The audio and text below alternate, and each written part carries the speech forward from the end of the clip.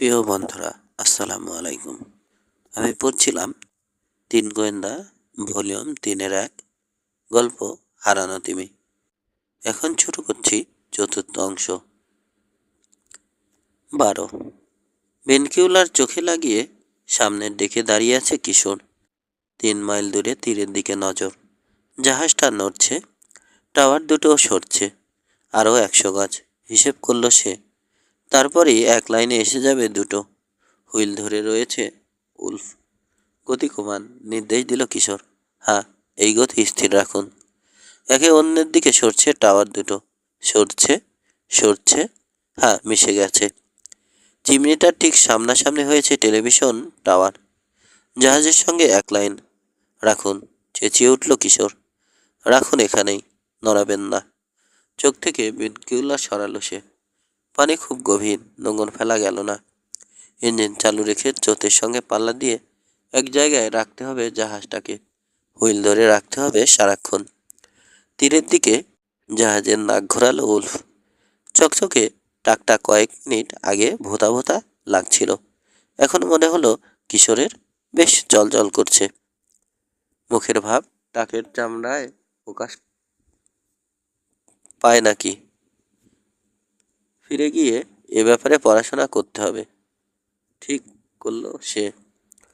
আর যাই হোক, সারেং হিসেবে উল্ফের জুরি কম, স্বীকার করতেই হলো তাকে। সেটা নিশ্চয় টাকের জন্যে নয়। ওকে মুসা, হয়েছে। মুসার পিঠে এয়ারট্যাং বেঁধে দিয়ে পড়ল টিনহা। মাস্ক পরে নিল মুসা। ব্রিদিং হোস আর এয়ার প্রেশার গজ চেক করে দিল টিনহা। বাতাসের ট্যাঙ্ক ফুল শো করছে গজের কাটা। পায়ে ফিলিপার, বিচিত্র একটা জন্তুর মতো ধবাস ধবাস করে ডেক দিয়ে হেঁটে গেল মুসা টিনহার পেছনে। রেলিংয়ে উঠে বসল টিনহা। সাগরের দিকে পেছন করে রেলিং ধরে আস্তে করে উল্টে গিয়ে আলগসে ছেড়ে দিল হাত। ঝপাং করে পড়ল পানিতে। মুসা পড়ল টিনহার পরপর। কয়েক ফুট নেমে গিয়ে ডিগবাজি খেয়ে শরীর সোজা করল মুসা। মাথা নিচু করে ভেসে রইল। মনে করার চেষ্টা করলো ওস্তাদ কি কি শিখিয়েছিলেন। কি করতে হবে এখন? মুখ দিয়ে নিঃশ্বাস ফেলবে। তাতে তোমার মাস্ক ধোয়াটে হবে না, পরিষ্কার দেখতে পাবে। এয়ার হোস চেক করা। হোসে গিটটিট লেগেছে কিনা, বাতাস রুদ্ধ হয়েছে কিনা শিওর হয়ে নাও। তোমার সুইমিং স্যুটের ভেতরটা নিশ্চয় ভেদা ভেদা লাগছে। অপেক্ষা করো, সাগরের পানি আর তোমার দেহের তাপমাত্রা এক হয়ে নেই। এবার নামতে শুরু করো। মনে রাখবে, যত নিচে নামবে পানির তাপ ততই কমবে, চাপ বাড়বে। মাথা গুলিয়ে উঠছে টের পেলেই আর নামবে না, সঙ্গে সঙ্গে উঠতে শুরু করবে। তবে আস্তে আস্তে, তাড়াহুড়ো করবে না। 3 ফুট পানির নিচে অলস ভঙ্গিতে কয়েক মিনিট সাঁতরে বেড়ালো মুসা। শরীরকে ঢিল হওয়ার সময় দিল। সইয়ে নিল এখানকার পানির সঙ্গে। ডাইভিং খুব পছন্দ মোচার। দারুণ একটা অনুভূতি। মনে হচ্ছে বাতাসে ভাসছে সে, পাখি যেভাবে ভাসে। আশ্চর্য এক স্বাধীনতা বোধ। দেখতে পাচ্ছে কয়েক গজ দূরে তারই মতো ভেসে রয়েছে টিনহা আর রোভার। হাত তুলে ইঙ্গিত করলো মুসা। বুড়ো আঙুল আর তর্জনীর মাথা লাগিয়ে গোল করে দেখালো, তার মানে ডাইভ দেওয়ার জন্যে তৈরি। রোভারের পিঠ চাপড়ালো টিনহা। নিচের দিকে মুখ করে ডাইভ দিয়ে রোভার তার আগে আগে পানি ফুঁড়ে নেমে যাচ্ছে শক্তিশালী সার্চলাইটের উজ্জ্বল আলোক রশ্মি। নামছে, নামছে, নামছে। ওকে অনুসরণ করতে বেগ পেতে হচ্ছে মুসার, এমনকি টিনহারও। ককপিটে বসে দেখছে কিশোর। টেলিভিশন মনিটরের উপর দৃষ্টি নিবদ্ধ। হুইলে হাত রেখে গভীর মনোযোগে তাকিয়ে রয়েছে উল্ফ। দেখতে দেখতে মনে হলো কিশোরের পানির তলার দৃশ্য নয়, মহাকাশের বিচিত্র দৃশ্য দেখছে। তীব্র সাদা গোল একটা আলোর চক্র যেন মহাকাশের কালো অন্ধকার ফুটে উঠেছে। তার মাঝে ফুটছে নানা রকম রং আকৃতি। একবার মনে হলো মেঘলা আকাশ দেখছে। তারপর এলোমেলো হয়ে ঝাপসা হয়ে গেল মেঘ, সরে গেল। লাফ দিয়ে এসে যেন সে জায়গা দখল করলো এক ঝাঁক রঙিন মাছ। সরে গেল ওগুলো।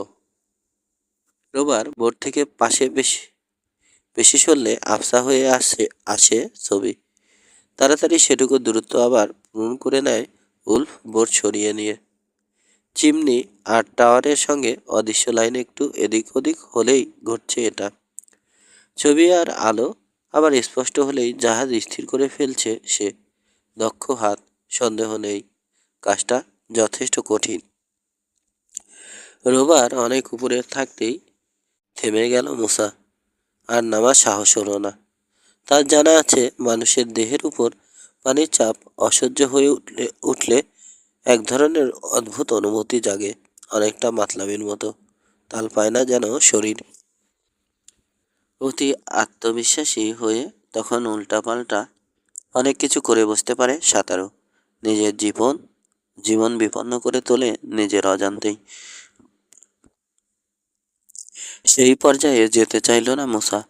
অনেক নিচে রোবারের সার্চ লাইটের আলো দেখতে পাচ্ছে। রোবারের ক্ষমতায় ঈর্ষা হলো তার। আফসোস করলো, আহা, তিমির মতোই যদি মানুষের শরীরের গঠন হতো, গভীর পানিতে সহজে নামতে পারত। তিমি ডাইভ দিয়ে 1 মাইল গভীরেও নেমে যেতে পারে। ঘণ্টাখানেক সহজেই কাটিয়ে দিয়ে আসতে পারে ওই ভয়ঙ্কর গভীরতায় অকল্পনীয় পানির চাপের মধ্যে। ব্রিদিং টিউবটা সোজা করার চেষ্টা করলো মুসা। বাঁকা পাইপটার পুরোটাই আঙুল বোলালো, একেবারে এয়ার ট্যাঙ্কের গোড়া পর্যন্ত। অদ্ভুত তো, ভাবল সে। পাইপে কোনো রকম গিট নেই, জট নেই। তারপরেও উদ্বিগ্ন হয়ে আবার হাত বোলালো পাইপে। কোথাও একটা জট আছে, থাকতেই হবে, নইলে বাতাস পাচ্ছে না কেন ফুসফুস? শ্বাস নিতে পারছে না। কোমরের ওয়েট বেল্টের বাকলেসে হাত দিল সে। শান্ত থাকার চেষ্টা করছে। নিজেকে বোঝালো, দম বন্ধ রাখো। ভারী বেল্টটা খুলে ফেলে দিয়ে ধীরে ধীরে উঠে যাও উপরে। আতঙ্কিত হয় না, গর্ধব কোথাকার। খোলো, খুলে ফেলো বেল্ট। কিন্তু কথা শুনছে না আগুন। অসাড় হয়ে গেছে। চোখেও কি গোলমাল হয়েছে? নইলে চারপাশের পানির রং বদলে যাচ্ছে কেন? হালকা গোলাপি থেকে লাল, তারপর গাঢ় লাল। গাঢ় হতে হতে এমন অবস্থা হলো কালো মনে হচ্ছে লালকে। বাতাসের জন্য হ্যাঁসফ্যাঁস করছে সে। লাথি দিয়ে পা থেকে খুলে ফেলতে চাইছে ফিলিপার। অন্ধকারের মধ্যে দিয়ে ঠেলে উঠতে চাইছে উপরে। উজ্জ্বল আলো ঝিলিক দিয়ে উঠল চোখের সামনে। বুকে চাপা দিতে শুরু করেছে ভারী শক্ত কিছু। বুলডোজারের মতো শক্তিশালী কিছু একটা ঠেলে তুলছে যেন তাকে উপরে। বাধা দিল না মুসা। দেয়ার সামর্থ্য নেই। শরীরের শেষ শক্তিবিন্দু দিয়ে আঁকড়ে ধরতে চাইল ভারী জিনিসটাকে। পানির উপরে ভেসে উঠল মুসার মাথা। পাশ থেকে হাত বাড়িয়ে একটানে তার মাস্ক খুলে নিল কেউ।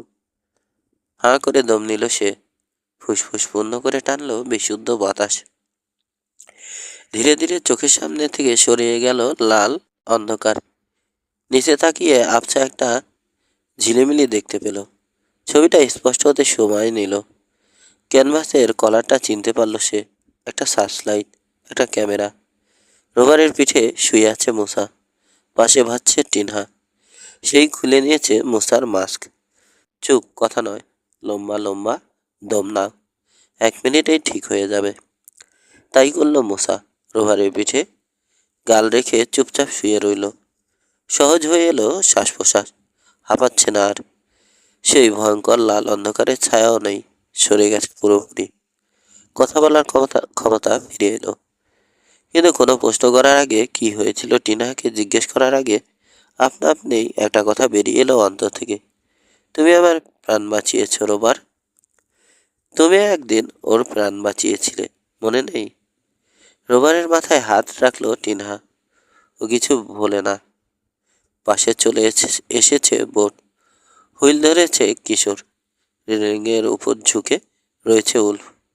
দেখেছি, চেঁচিয়ে বলল সে। উত্তেজনায় জ্বলছে যেন টাক। মনিটরে দেখলাম এক ঝলক, কিন্তু দেখেছি, তাতে কোনো সন্দেহ নেই। সাঁটানৌকার বোট। কিশোরের দিকে ফিরে বলল, ধরে রাখো, নড়বে না। ঠিক আমাদের নিচেই রয়েছে। রোবার উপরে ওঠার সময় আলো পড়ল। তখনই দেখলাম বোটটা। তাহলে এখন পারবো না, কড়া গলায় বাধা দিল টিনহা। মুসাকে আগে ডেকের উপর তুলি, দেখি কি হয়েছে, কি গোলমাল। কিন্তু রেলিংয়ে থাবা মারল উল্ফ। পরে কণ্ঠস্বর বদলালো না টিনহা। যান গিয়ে হুইল ধরুন, কিশোরকে পাঠিয়ে দিন, সাহায্য দরকার। দ্বিধা করল উল্ফ, কিন্তু জানে এখন সবকিছু টিনহার হাতে। এ মুহূর্তে ওকে চটানো উচিত হবে না। ওর সাহায্য ছাড়া বোট থেকে মালগুলো উদ্ধার করতে পারবে না। গৌড়া মুখে মাথা ঝাঁকালো সে, গিয়ে কিশোরের হাত মুক্ত করলো। মুসাকে বোটে উঠতে সাহায্য করলো কিশোর আর টিনহা। এখনো দুর্বল লাগছে, ডেকেই বসে পড়ল মুসা। এক মগ গরম কফি এনে দিল টিনহা। ইতিমধ্যে বেল্ট খুলে এয়ার ট্যাঙ্ক আর অন্যান্য যন্ত্রপাতির বোঝা মুসার পিঠ থেকে নামিয়ে দিয়েছে কিশোর। ওকে, জিজ্ঞেস করলো টিনহা, এবার বলো কি হয়েছিল? গোলমালটা কি ছিল? পানির চাপ? না, এত গভীরে নামনি। কি? দম নিতে পারছিলাম না। মগে চুমুক দিল মুসা। কফি খুব ভালো বানানো হয়েছে। টিউব দিয়ে বাতাস আসছিল না। ভাবলাম জট লেগেছে, কিন্তু লাগেনি। তার কি কি অসুবিধা হয়েছিল জানালো মুসা। কিভাবে চোখের সামনে রং বদলে গিয়েছিল, লাল হতে হতে কালো হয়ে গিয়েছিল। সে অভিজ্ঞতার কথা বলতে গিয়ে কেঁপে উঠল গলা। কার্বন ডাইঅক্সাইড, বলল টিনহা। কার্বন ডাইঅক্সাইড টানছিলে। এয়ার ট্যাঙ্কটা টেনে নিয়ে বাল্ব খুলল সে। হিসিয়ে চাপ চাপ বাতাস বেরোলো না। এজন্যই শ্বাস নিতে পারোনি। বাতাসই নেই ট্যাঙ্কে। কিন্তু নামার আগে চেক করেছি, বলল মুসা। প্রেশার গজটা পরীক্ষা করলো কিশোর। কাটা এখনো ফুল নির্দেশ করছে। দেখালো টিনহাকে। কেউ গজ জ্যাম করে দিয়েছে, তারপর ট্যাঙ্ক থেকে বাতাস বের করে দিয়েছে। একমত হলো টিনহা। এটাই একমাত্র ব্যাখ্যা। যন্ত্রপাতিগুলো কোত্থেকে এনেছেন? জিজ্ঞেস করলো কিশোর। ওশন ওয়ার্ল্ড, আমি নিজে এনে রেখেছি গত রাতে। সব কিছু ঠিকঠাক ছিল তখন। উল্পের কাছে গিয়ে দাঁড়ালো টিনহা। মুসার ট্যাঙ্কে গোলমাল কে করেছে আমি জানতে চাই। আমি কি জানি, রেগে গেল উল্ফ। যন্ত্রপাতি আমি নষ্ট করতে যাব কেন? আমি কি গাধা? জানি না গন্ডগোল করে দিলে বোটের মাল তুলতে অসুবিধা হবে। এই যে দেরিটা হচ্ছে, ক্ষতি কি আমার হচ্ছে না? আমি শুধু চাই। কি চাই? উত্তেজিতভাবে দ্রুত বলে গেল সে। তাড়াহুড়ো করতে গিয়ে অনেক শব্দ ভেঙে ফেলল। হাস্যকর করে তুলল কথাগুলো। উল্ফের কথা বিশ্বাস করল কিশোর। সত্যি কথাই বলছে। মুসার ট্যাঙ্ক নষ্ট করে দিয়ে তাকে মেরে ফেললে উল্ফের কোনো লাভ হবে না।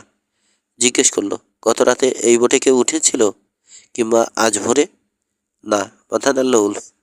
ঘাটে বাধা ছিল। গত রাতে আমি বোটে ঘুমিয়েছি। টিনহা যাওয়ার পর একবারও নামিনি।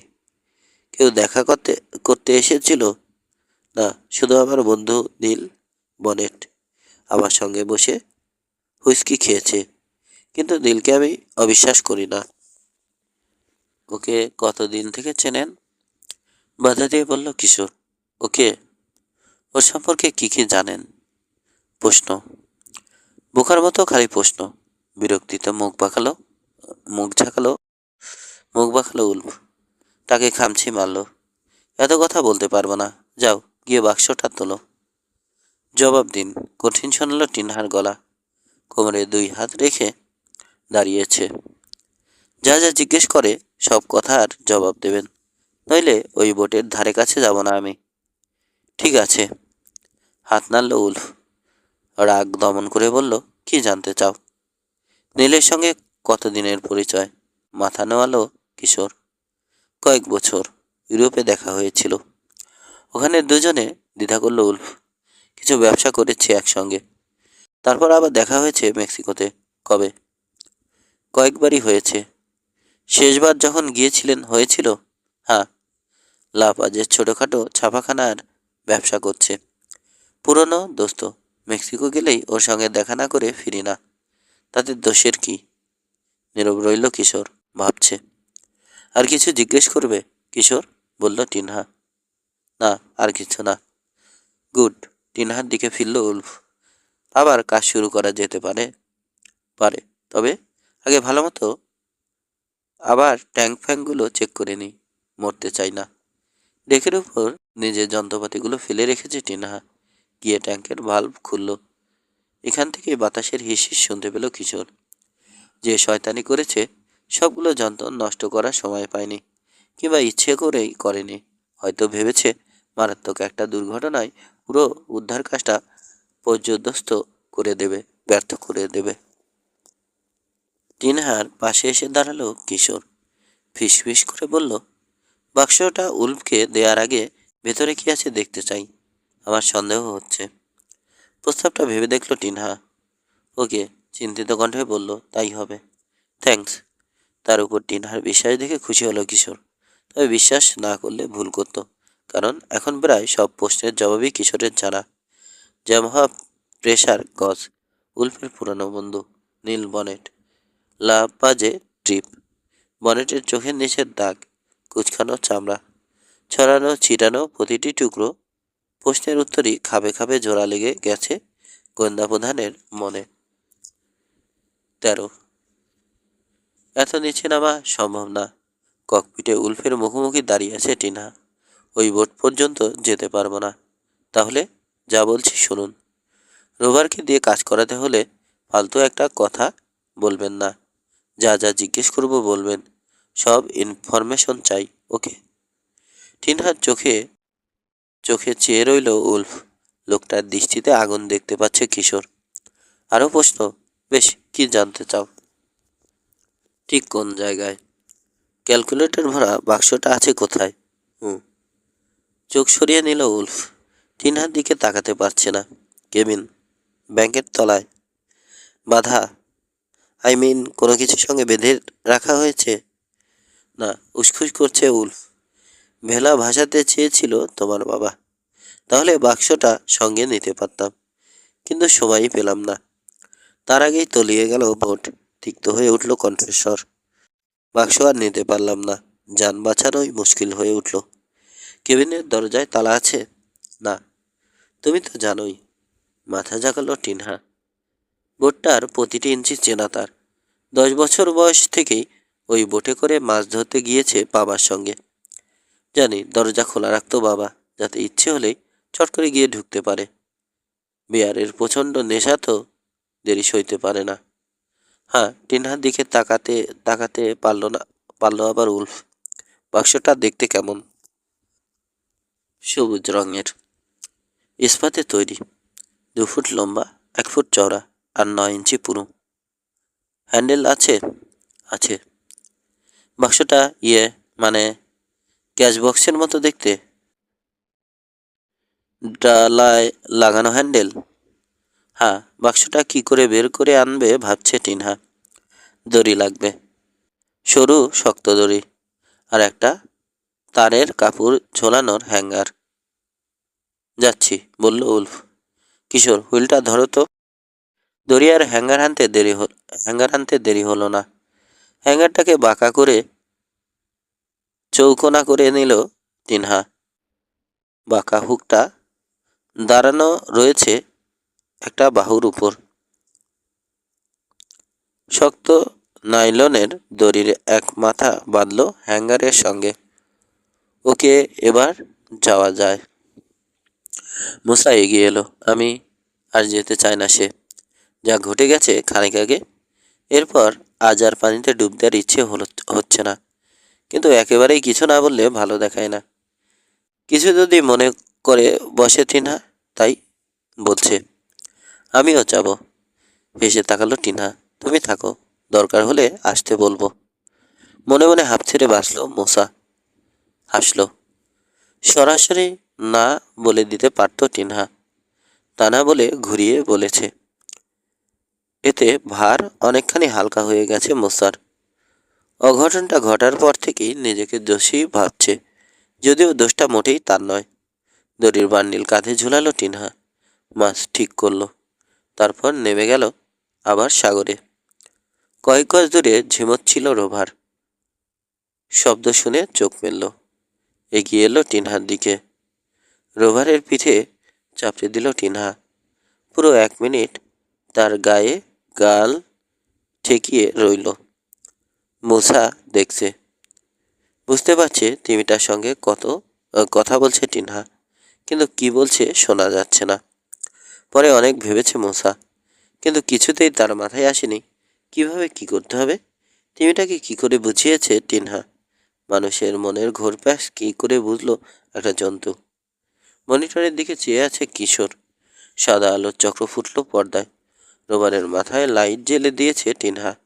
তীব্র আলোয় পানিকে দেখাচ্ছে ধোঁয়াটে সাদা মেঘের মতো। ফুটে উঠল এক ঝাঁক রঙিন মাছ। চোখে ভয়, দ্রুত সরে গেল ওগুলো। আবার দেখা গেল সাগরের তলদেশ। দরিয়ার বালিময় গোল এক টুকরো জায়গার পাশে একটা পাথর শামুক চেয়ে আছে। কিশোরের পেছনে হুইলে হাত রেখে দাঁড়িয়ে আছে উল্ফ। তার চোখও পর্দার দিকে। উত্তেজনায় সোজা হয়ে গেছে সে। না চেয়েও টের পেল কিশোর। বোটের সামনের দিকটা খুঁজে পেয়েছে ক্যামেরার চোখ। ওই যে কিশোরের পাশে এসে দাঁড়িয়েছে মুসা, বলে উঠল উত্তেজিত কণ্ঠে। বড় হচ্ছে বোটের গোলই, ভরে দিচ্ছে আলোর চক্র। হঠাৎ সরে গেল। গাড়ির পাশ দিয়ে যেভাবে সরে যায় থাম কিংবা গাছ, সেভাবে ডেক দেখা গেল। এক ঝলকের জন্য হুইলটা ফুটে উঠেই মিলিয়ে গেল।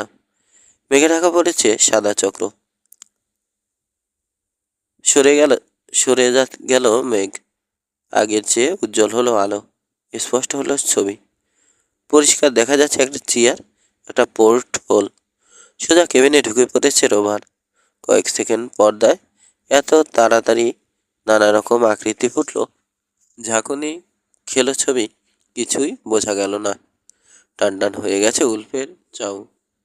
উত্তেজনায় শক্ত হয়ে গেছে পেশি। ছবির উন্মাদ না ঝিমিয়ে এলো এক সময়। স্থির হলো, স্পষ্ট হলো আবার। চেনা যাচ্ছে এখন। ধাতব বাক্সটা দেখা যাচ্ছে। ওটাই। হুইলের উপর ঝুঁকে পড়েছে উল্ফ। মনিটরের পর্দা থেকে ছো মেরে তুলে আনবে জানো। বড় হচ্ছে বাক্সটা, আরো আরো বড়। ভরে দিল আলোর চক্র। বাক্সের খুব কাছে চলে গেছে ক্যামেরার চোখ। ভীষণভাবে দুলে উঠল বাক্সটা আচমকা। পরক্ষণেই হারিয়ে গেল। আর কিচ্ছু নেই পর্দায়, শুধু শূন্য গোল সাদা আলো। ভুকুটি করল কিশোর। ক্যামেরায় কোনো গন্ডগোল হলো? তারপর বুঝলো না, ক্যামেরা ঠিকই আছে, নইলে আলো আসতো না।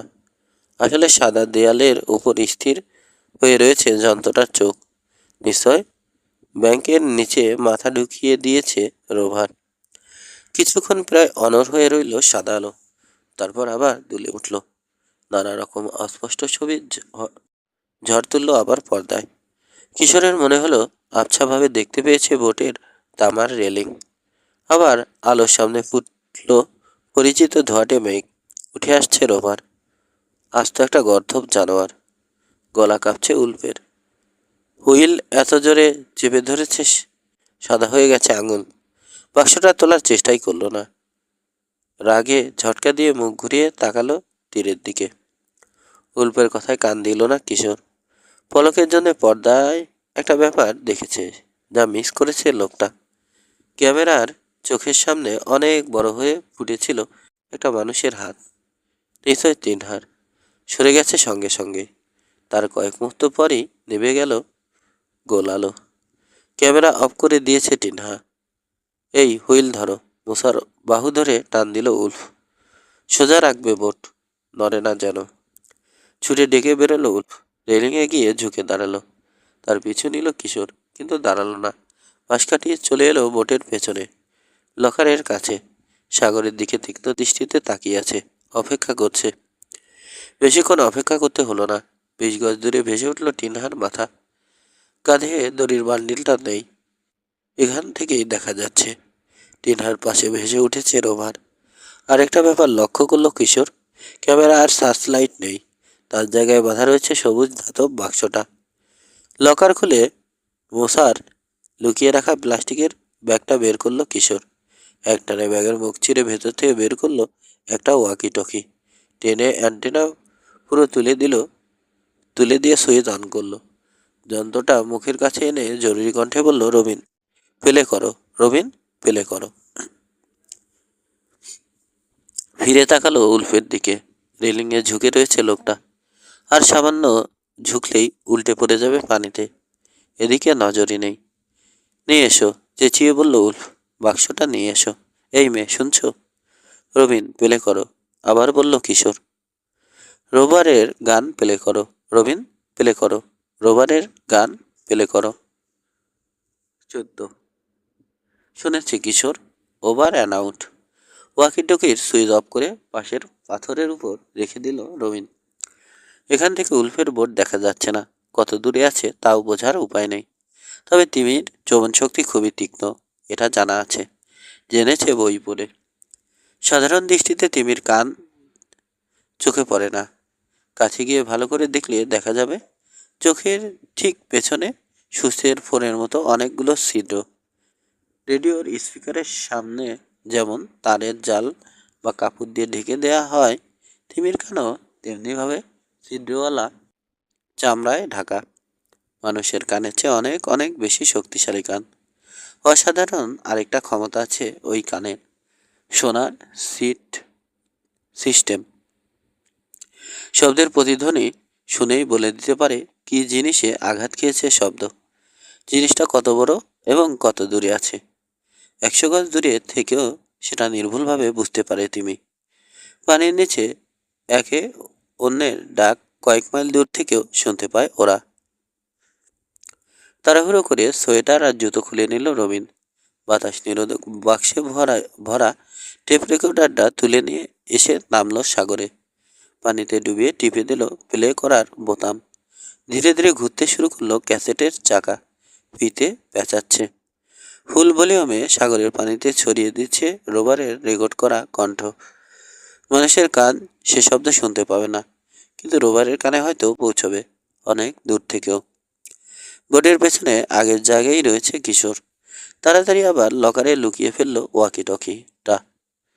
20 গজ ধরে এখনও পাশাপাশি ভাসছে টিনহার রোভার। বাক্সটা নিয়ে আসার জন্যে থেমে থেমে চেঁচিয়েই চলেছে উলফ। হাত তুলে সিগন্যাল দিল কিশোর। আগেই বলে রাখা আছে টিনহাকে, ওর অর্থ রবিনকে খবর পাঠানো হয়েছে। হাত নেড়ে জবাব দিল টিনহা, বুঝতে পেরেছে। রোভারের মাথায় আলতো চাপড় দিল। একসঙ্গে ডাইভ দিল দুজনে। রেলিংয়ে সোজা হলো উলফ। কি হচ্ছে? হচ্ছেটা কি? চেঁচিয়ে উঠে দৌড়ে গিয়ে ককপিটে ঢুকে ধাক্কা দিয়ে সরিয়ে দিল মূসাকে। বন বন করে হুইল ঘুরিয়ে বোটের নাক ঘুরিয়ে দিল একটু আগে টিনহার রোভার যেখানে অদৃশ্য হয়েছে সেদিকে। জায়গাটায় প্রায় পৌঁছে গেছে বোট। এই সময় মাথা তুলল টিনহা। বোট থামিয়ে হুইল আবার মূসার কাছে ফিরিয়ে দিল উলফ। ধরে রাখো বলেই ছুটে বেরোলো ককপিট থেকে।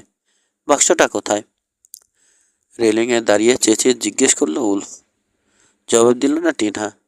এক হাতে ক্যামেরা আর সার্চ লাইট, আর এক হাতে রেলিং ধরে উঠছে পানি থেকে।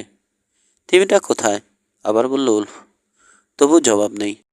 ধীরে সুস্থে মাস্ক করলো টিনহা। এয়ার টাংটা পিঠ থেকে খুলে রাখলো ডেকে। কোথায়?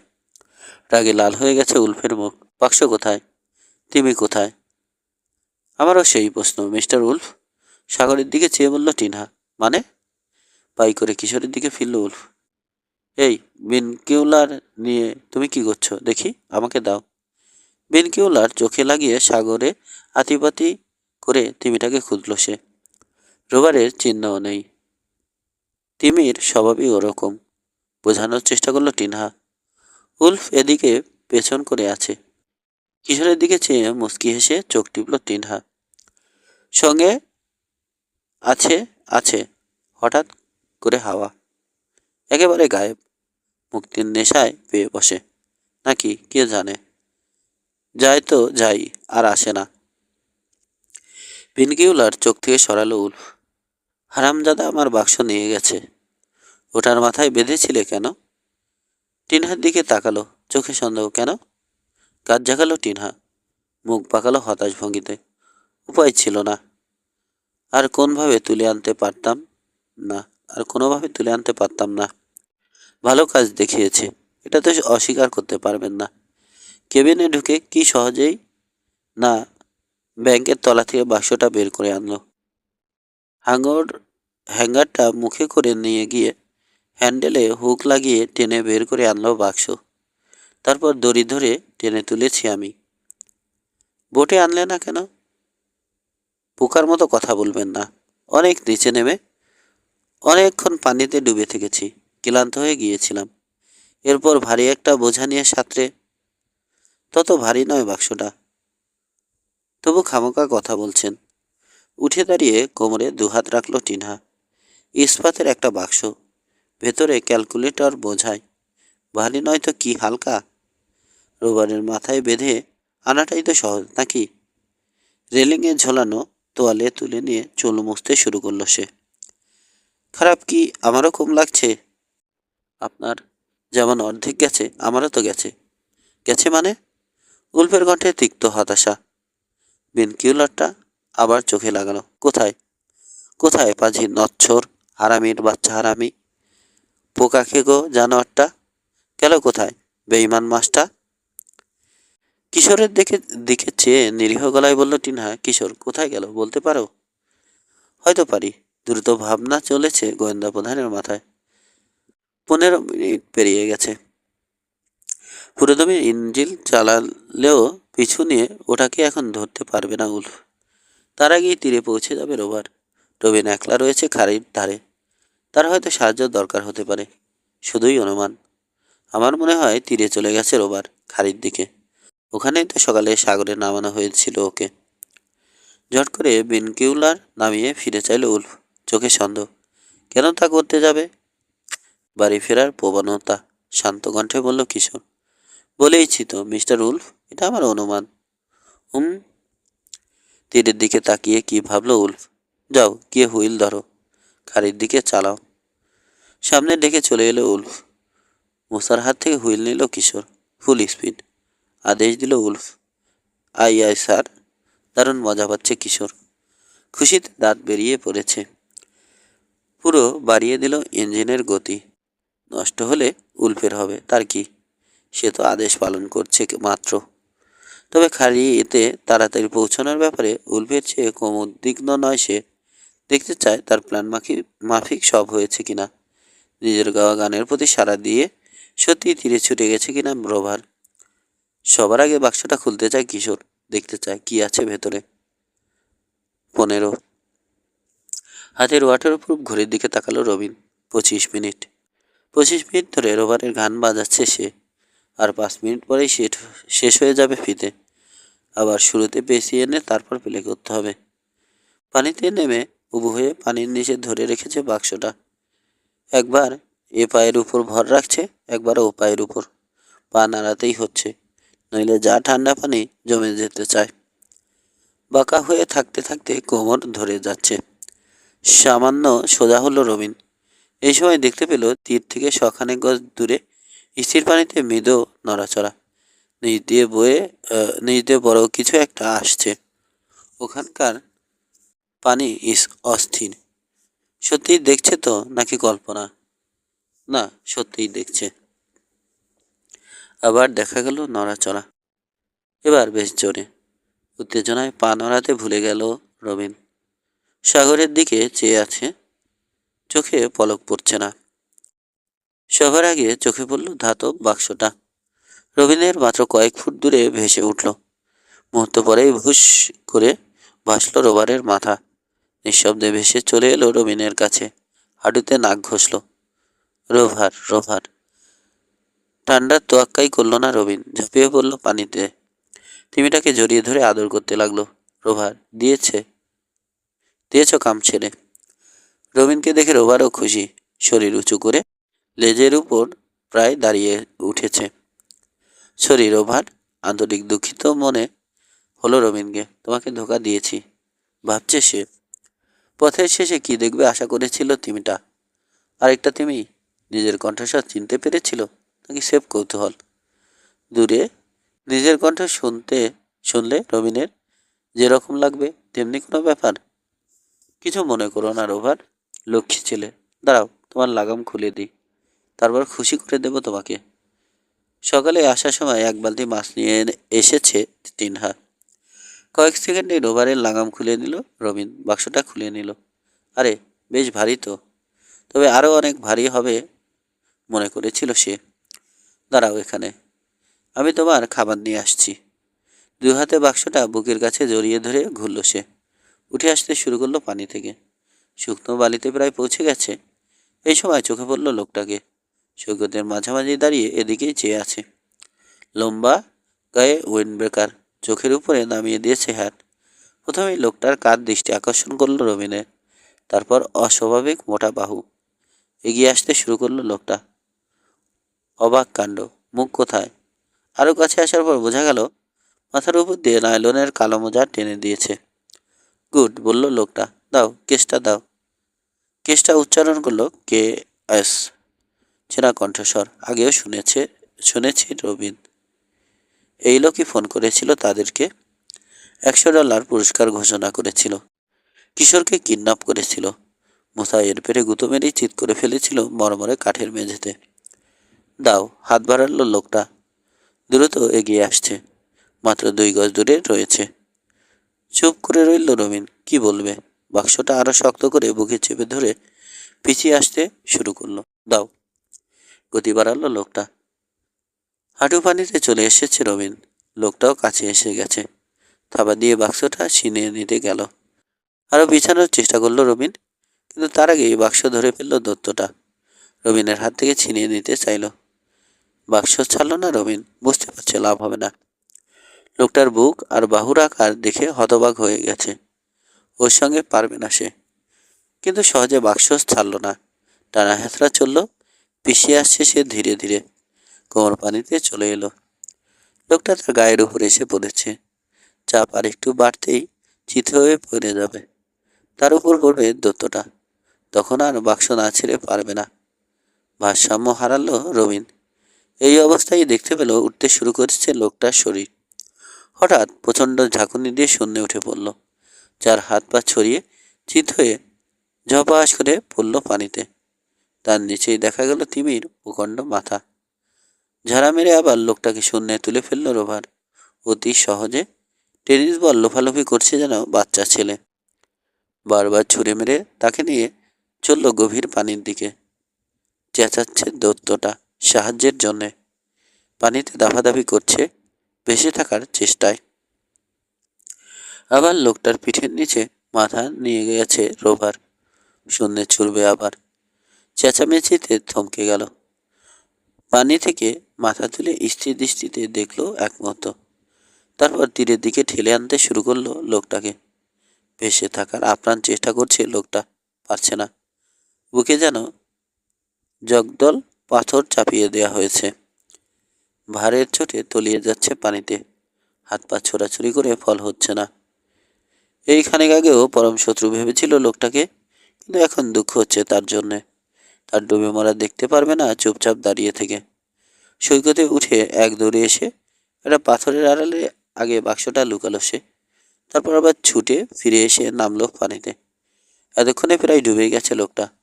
পানির উপরে রয়েছে শুধু মোজায় ঢাকা মুখ। তার পাশে ভাসছে রোভার, চোখে বিস্ময়। ওর নিচে ঢোকো রোভার, রবিন বলল। ভাসিয়ে রাখতে পারো কিনা দেখো। তিমিটা তার কথা বুঝলো কিনা কে জানে, কিন্তু রবিন যা বলল ঠিক তাই করলো। না বললেও বোধহয় করতো। তিমি আর ডলফিনের স্বভাব এটা। ডুবন্ত মানুষকে ঠেলে তুলে তীরে পৌঁছে দিয়ে যাওয়ার অনেক কাহিনী আছে। দত্তটার বিশাল বুক ভেসে উঠল পানির উপরে। খামছে টেনে উইন্ড ব্রেকারটা ছিঁড়ে ফেলার চেষ্টা করছে, পারছে না। চেন খোলার চেষ্টা করেও ব্যর্থ হলো। লোকটাকে ঠেলে কাছে নিয়ে এলো রোভার। চেন খুলে অনেক টানাটানি করে লোকটার গা থেকে উইন্ড ব্রেকার খুলে আনলো রবিন। অবাক হয়ে গেল। এতক্ষণে বুঝলো কিসের ভারে ডুবে যাচ্ছিল লোকটা। উইন্ড ব্রেকারের ভেতরের দিকে ফোম রবারের পুরো আস্তরণ। স্পঞ্জের মতো পানি শুষে ফুলে ঢোল হয়ে উঠেছে। ভীষণ ভারী। উইন্ডব্রেকার খুলতেই লোকটার আসল রূপ বেরিয়ে পড়ল। হালকা পাতলা দুর্বল একজন মানুষ। বেচারার দুরবস্থা দেখে করুণা হচ্ছে রবিনের। রোভারের সাহায্যে পানির একেবারে কিনারে নিয়ে এলো লোকটাকে। তারপর ঠ্যাং ধরে টেনে এনে ফেললো বালিতে। চিত হয়ে পড়ে হাঁপাচ্ছে লোকটা। এত কাহিল ওঠার ক্ষমতা নেই। হাট খুলে পড়ে গেছে পানিতে। মাথার উপর টেনে দেয়া মোজাটা রয়েছে। টেনে মোজা খুলল রবিন। বেরিয়ে পড়ল লম্বা ধারালো নাক, সামান্য বসা গাল, ডান চোখের নিচে কুচকানো দাগ, নীল বনেট।